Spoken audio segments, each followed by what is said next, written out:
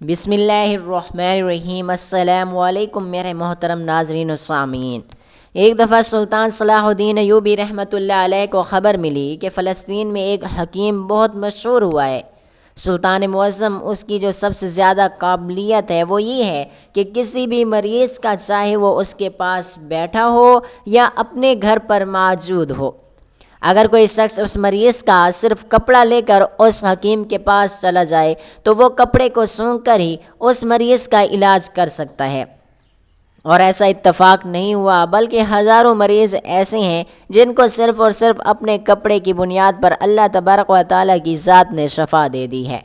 حتیٰ کہ ہماری سلطنت میں کام کرنے والی شاہی باورچی بھی اپنی بیگم کے علاج کے لیے اپنی بیگم کا کپڑا لے کر اس حکیم صاحب کے پاس گیا تھا تو اللہ تبارک و تعالیٰ نے اسے 2 دن کے اندر اندر صحت یاب کر دیا۔ حالانکہ وہ 4 سال سے بیمار پڑی ہوئی تھی۔ اس نے سینکڑوں حکیموں سے اپنی بیوی کا علاج کروایا لیکن کہیں سے بھی شفا نہ ملی۔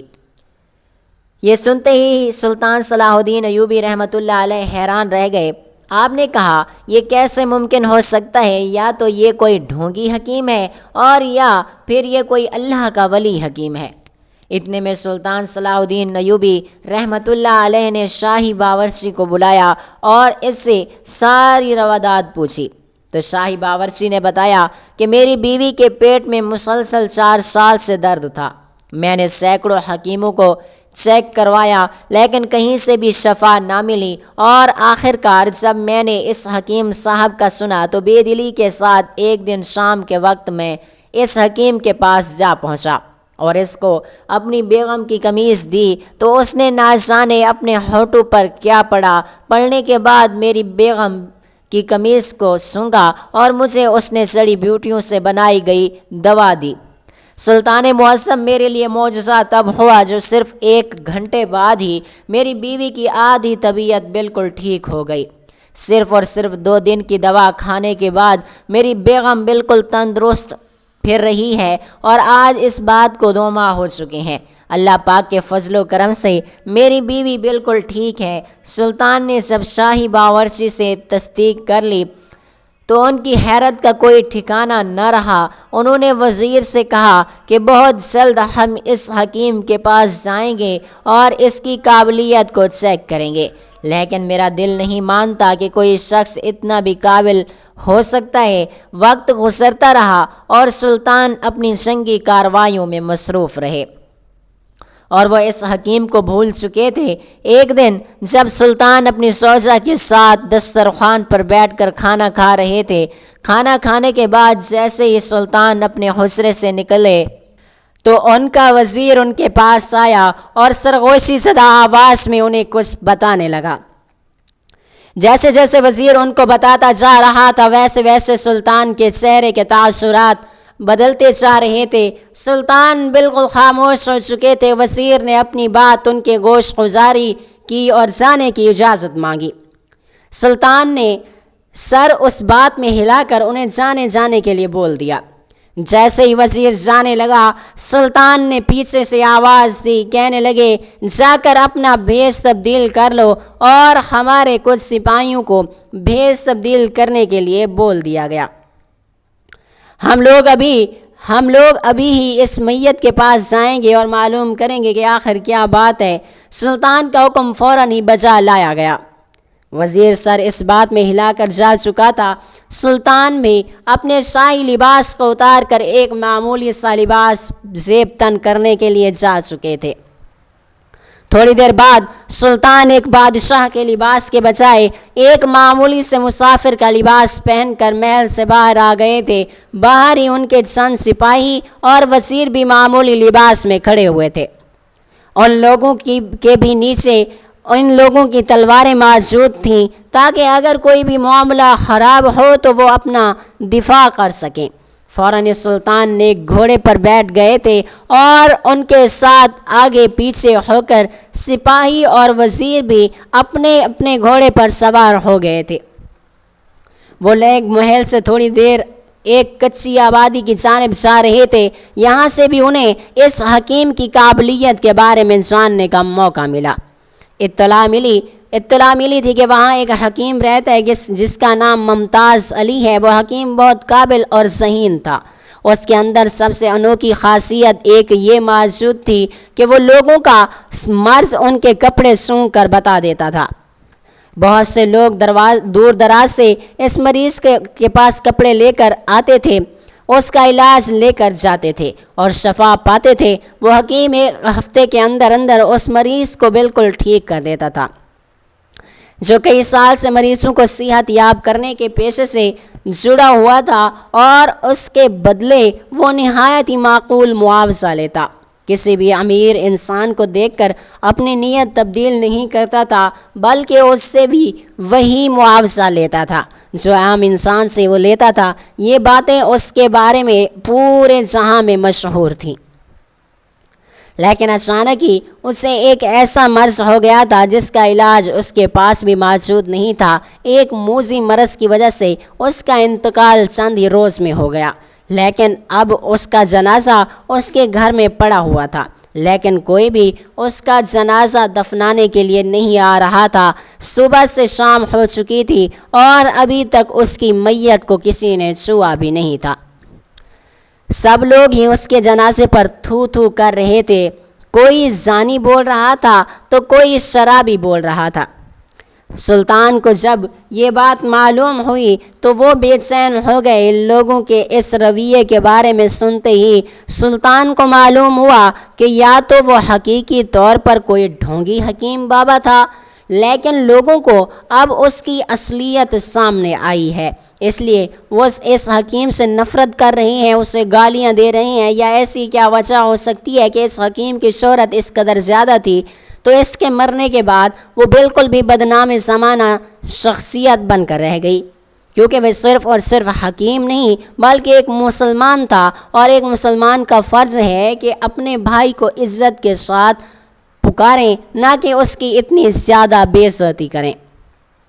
ایک زندہ انسان کو اتنی اذیت محسوس نہیں ہوتی جتنی ایک مردہ انسان کو ہوتی ہے۔ انہیں سب چیزوں کو سوچ کر سلطان نے سارے کاموں کو پسے پوسٹ ڈال دیا اور فوراً ہی اپنے سپاہیوں کے ساتھ اس کچی آبادیوں کے گھروں کے سامنے آ چکے تھے جہاں پر اس حکیم کی میت پڑی ہوئی تھی۔ انہوں نے ہاتھ کے اشارے سے اپنے سپاہیوں کو باہر رکنے کا حکم دیا اور خود اپنے وزیر کے ساتھ ساتھ اس گھر کے اندر داخل ہو گئے تھے۔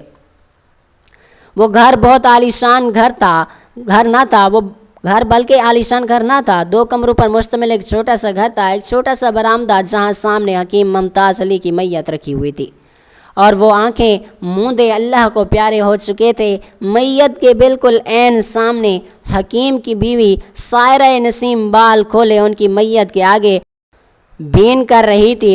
جب اچانک اسے محسوس ہوا کہ گھر کے اندر کوئی داخل ہوا ہے، اس نے فوراً اپنا سر اٹھا کر سامنے کو دیکھا۔ سلطان اپنی پشت پر ہاتھ باندھے اس عورت کو بغیر دیکھ رہے تھے۔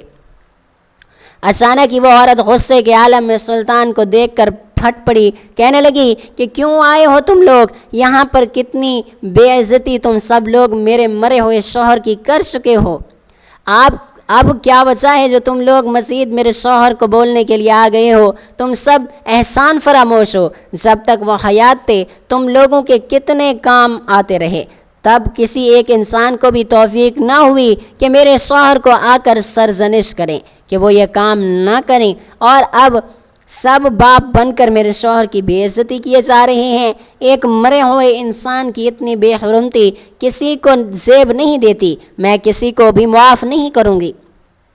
میں محشر کے دن میں ایک ایک کا گریبان پکڑ کر سوال کروں گی کہ میرے شوہر کے ساتھ ایسا کیوں کیا۔ جبکہ سلطان اور ان کا وزیر الجھی ہوئی نگاہوں سے اس عورت کو دیکھ رہے تھے۔ وہ عورت مزید کہنے لگی، میرا شوہر سب کے کام آیا، اس نے کسی سے بھی ان کی حیثیت سے زیادہ معاوضہ نہیں لیا۔ جو غریب تھا اس کا بغیر معاوضے کے علاج کیا، اور اس کے باوجود بھی لوگ احسان فراموش ہو گئے اور بنا تصدیق کے ان کو اتنے غلط القابات سے نوازتے رہے۔ ان کو زانی بولا، ان کو شرابی، اگر ایسے الفاظ ان کی شان میں بولتے تھے تو ان کی زندگی میں بولتے۔ اب ان کے مرنے کے بعد کیا بولا جا رہا ہے کیوں ہمارے گھر میں تماشا لگایا جا رہا ہے؟ بس بات بہت ہو گیا، اب دفع ہو جاؤ تم سارے یہاں سے، میں دیکھ لوں گی مجھے میرے شوہر کے ساتھ کیا کرنا ہے۔ اس عورت کی باتیں سن کر سلطان حیران ہو گئے، کہنے لگے کہ اے بوڑھی خاتون، تم پریشان مت ہو جاؤ، اتنا غصہ نہ کرو، ہم تمہارے شوہر کو برا بھلا نہیں کہنے آئے ہیں، بلکہ ہم تمہاری مدد کے لیے آئے ہیں، ہم تمہارے شوہر کو دفنانا چاہتے ہیں، لیکن اس سے پہلے ہم یہ جاننا چاہتے ہیں کہ لوگ تمہارے شوہر کو زانی اور شرابی کیوں بول رہے ہیں۔ اس عورت نے جب یہ بات سنی تو یکدم خاموش ہو گئی، وہ جو ابھی رو رو کر اپنا حال برا کر چکی تھی، اب وہ اس بھری نگاہوں سے سلطان کو دیکھ رہی تھی۔ وہ کہنے لگی، میرا شوہر زانی نہیں ہے، میں کیسے بتاؤں آپ سب کو، نہ ہی میرا شوہر شرابی ہے، یہ لوگ غلط بیانی کر رہے ہیں۔ اس نے جب یہ کہا تو وزیر کہنے لگا، لیکن لوگ کہتے ہیں کہ تمہارا شوہر اس شہر کی مشہور طوائف کے پاس 2 گھنٹے گزار کر آتا ہے اور اس کے بعد وہ شراب خانے جاتا ہے، وہاں پر وہ شراب نوشی کرتا ہے اور اس کے بعد گھر آتا ہے، تو پھر تمہارا شوہر زانی اور شرابی کیسے نہ ہوا؟ لوگ غلط تو نہیں بول رہے، جتنی مجھے اطلاع ملی ہے یہ بات سچ ہے۔ سلطان اس ساری باتوں کے بیچ بالکل خاموش تھا۔ وہ عورت کہنے لگی، آپ سب کو کہانی کا ایک رخ معلوم ہے، ہمیشہ کہانی کے 2 رخ ہوتے ہیں اور کسی کو بھی دوسرا رخ نہیں معلوم، جبھی یہ سب لوگ میرے شوہر کے بارے میں ایسی ایسی باتیں بنا رہے ہیں۔ سلطان نے یہ سنا تو وہ کہنے لگے، تو ہمیں بتاؤ کہ آخر کہانی کا دوسرا رخ کیا ہے؟ آخر تمہارا شوہر کون ہے اور وہ کہاں جاتا ہے؟ لوگ اسے شرابی اور زانی کیوں بول رہے ہیں؟ وہ عورت چند پل خاموش رہی اور بھرائی ہوئی نگاہوں سے اپنے شوہر کی میت کو دیکھتی رہی، اور پھر جیسے جیسے وہ سلطان کو ساری روایت بتائی گئی، سلطان کے ماتھوں پر شکنوں کے حال بستے گئے۔ انہیں اپنی سلطنت میں موجود تمام افرادوں پر غصہ آ رہا تھا کہ وہ اتنے زیادہ ظالم کیسے ہو سکتے ہیں۔ انہوں نے رحم بھری نگاہوں سے اس میت کو دیکھا اور اس عورت کو جو بین کر رہی تھی، ان کو دیکھ کر وہ فوراً ہی اس گھر سے نکل گئے اور سیدھا باہر آ گئے۔ اتنی دیر میں سلطان کا وزیر بھی ان کے پیچھے پیچھے ہی آ گیا۔ سلطان باہر آ کر گہری سانس ہوا کے سپرد کرنے لگے۔ وزیر ان کے پیچھے پیچھے ہو کر پوچھنے لگا، سلطان معظم آپ باہر کیوں آ گئے ہیں؟ آپ حکم کریں، میں فوراً ہی اپنے سپاہیوں کو حکم دیتا ہوں کہ اس آدمی کی تدفین کر دی جائے۔ سلطان نے یہ سن کر سر انکار میں ہلایا اور کہنے لگے، نہیں، ابھی تو بالکل نہیں، اسی انسان کی تدفین ابھی نہیں کی جائے گی۔ اور اس میت کو سب لوگوں نے دھتکار دیا۔ ہمارے مسلمان بھائی اپنا فرض بھول چکے ہیں اور اس میت سے منہ موڑ لیا ہے۔ اب یہیں سب بھائی اس میت کو عزت و احترام کے ساتھ دفنائیں گے اور ہم اس حکیم ممتاز علی کو انصاف دلائیں گے اور اس کی عزت، اس کا مان اور اس کو واپس لوٹائیں گے۔ وہ یہ بول کر اپنے گھوڑے پر سوار ہو گئے۔ اتنی دیر میں ان کا وزیر، ان کے سپاہی بھی ان کے پیچھے پیچھے اپنے گھوڑے دوڑانے لگے۔ سلطان اپنا گھوڑا دوڑا کر سیدھا اس مشہور طوائف کے کوٹھے پر لے گئے جہاں ممتاز علی 2 گھنٹے گزارا کرتے تھے۔ حکیم کی بیوی نے جو بات انہیں بتائی تھی ان کے ہوش اڑا چکی تھی، اسی وجہ سے وہ خود براہ راست اس طوائف سے ملنا چاہتے تھے تاکہ سچائی سے پردہ اٹھ جائے اور انہیں معلوم ہو جائے کہ حکیم کی بیوی سچ بول رہی تھی یا پھر جھوٹ بول رہی تھی۔ جیسے ہی ان کے گھوڑا وہاں پر رکے، بہت سی عورتیں اس کو کوٹھے سے باہر آ گئیں اور ادائیں دکھا دکھا کر ان مردوں کو مائل کرنے لگی، لیکن سلطان اور ان کا وزیر اور ان کے سپاہی ایک مضبوط نفس کے مالک تھے۔ وہ کوئی عام سلطنت کے محافظ اور سپر سالار نہیں تھے، بلکہ وہ باکردار مضبوط نفس کے مالک تھے۔ سلطان کی فوج کا حصے تھے، کوئی ایک بھی ان عورتوں کی اداؤں کی جال میں نہ پھنسا تھا۔ سلطان کا وزیر ایک عورت کے پاس گیا اور کہنے لگا کہ انہیں یہاں کی مشہور طوائف تارا بھائی سے ملنا ہے۔ وہ چھوٹی لڑکی جس کو وزیر نے جا کر تارا بھائی کو بلانے کا حکم دیا، وہ منہ بنا کر اندر چلی گئی اور تھوڑی دیر کے بعد آ کر کہنے لگی کہ تارا بھائی ابھی کسی سے ملنا نہیں چاہتی، اس نے انکار کر دیا ہے۔ جب سلطان نے یہ بات سنی تو وہ خود چل کر اس چھوٹی لڑکی کے پاس آئے اور کہنے لگے کہ تارا بھائی کو جا کر یہ بتاؤ کہ وہ لوگ حکیم ممتاز علی کے حوالے سے کچھ بات چیت کرنا چاہتے ہیں۔ وہ لڑکی غصہ کرتے ہوئے کہنے لگی کہ جب تارا بھائی نہیں کہہ دیا کہ وہ کسی سے ملاقات نہیں کرنا چاہتی تو آپ لوگ کیوں ضد کر رہے ہیں؟ اگر آپ کو کسی کے ساتھ وقت گزارنا ہے تو یہاں پر بہت سی خواتین موجود ہیں اور ان میں سے کسی ایک کو بھی اپنے لیے چن سکتے ہیں، لیکن تارا بھائی اس وقت کسی سے نہیں مل سکتی۔ سلطان نے اس عورت کی جانب کچھ اشرفیاں بڑھائیں اور اپنی بات پر زور دیتے ہوئے کہنے لگے جا کر اب بولو، ہم ممتاز علی کے حوالے سے بات کرنا چاہتے ہیں۔ اس بار وہ لڑکی انکار نہیں کر پائی تھی بلکہ اپنی پوٹلی اشرفیاں ڈال کر خاموشی سے اندر چلی گئی تھی۔ وہ لوگ وہیں کے وہیں کوٹھے کے دروازے پر کھڑے ہو کر انتظار کرنے لگے۔ چند منٹ بعد ہی وہ لڑکی چلتی ہوئی آئی اور کہنے لگی کہ آپ میں سے کوئی ایک تارا بھائی سے مل سکتا ہے، وہ اندر بلا رہی ہے۔ جبکہ فوراً یہ بات سن کر سلطان اس کوٹھے کے اندر جا چکے تھے جہاں سے وہ گزرنا بھی نہیں چاہتے تھے، لیکن آج ان کی رعایا کا ایک انسان جو اس دنیا فانی سے کوچ کر چکا تھا اور اس کی عزت کا سوال تھا، انہیں کسی بھی طور پر حکیم ممتاز علی کی عزت اور اس کا مان اسے واپس لوٹانا تھا۔ اسی لیے وہ اپنے اصولوں کو بھی پس پشت ڈال چکے تھے۔ وہ اندر داخل ہوئے تو تارا بھائی اپنی جگہ سے کھڑی ہوئیں اور وہ دکھنے میں بہت پرکشش عورت معلوم ہوتی تھی، لیکن وہ سلطان سے پیٹھ موڑ چکی تھی اور کھڑکی کے پاس کھڑی ہوئی تھی۔ سلطان کی آنکھوں کے سامنے اس عورت کی پشت تھی۔ وہ عورت سلطان کو بنا دیکھے کہنے لگی کہ میں اب یہ کام چھوڑ چکی ہوں۔ اگر آپ کو کسی کے ساتھ اپنی رات رنگین کرنی ہے یا پھر کسی بھی طوائف کا رقص دیکھنا ہے تو اس کوٹھے میں بہت سی عورتیں موجود ہیں، آپ ان کے پاس جا کر اپنی رات کو رنگین کر سکتے ہیں اور رقص بھی دیکھ سکتے ہیں۔ میں اب کسی کے بھی حوالے سے کسی بھی مرد کے ساتھ رات نہیں گزارتی۔ سلطان نے یہ بات سن کر کہنے لگے کہ رات گزارنے نہیں آیا ہوں، نہ میں کسی کا حوالہ لے کر آپ کے پاس آیا ہوں۔ دراصل آپ کے پاس آنے والا حکیم ممتاز علی کے بارے میں آپ سے بات کرنے کے لیے آیا ہوں۔ وہ اس دنیا سے جا چکا ہے اور کوئی بھی شخص اس کی میت کو دفنانے کے لیے آگے نہیں بڑھ پا رہا، اور وہ وجہ ممتاز علی کا آپ کے پاس 2 گھنٹے گزارنا ہے۔ سب لوگوں کا کہنا ہے کہ وہ شخص زانی ہے اور ہم لوگ زانی کی میت کو ہاتھ بھی نہیں لگائیں گے۔ وہ عورت یہ بات سن کر ایک دم ہی پلٹی تھی، جبکہ سلطان بھی اس کی خوبصورتی دیکھ کر مبہوت رہ گئے تھے۔ وہ یہ رنگت کی مالک تھی، اس کی آنکھیں جھیل جیسی تھی، اس کے بال کمر سے بھی نیچے تک تھے جو ابصار کی مانند کمر پر پھیلے ہوئے تھے۔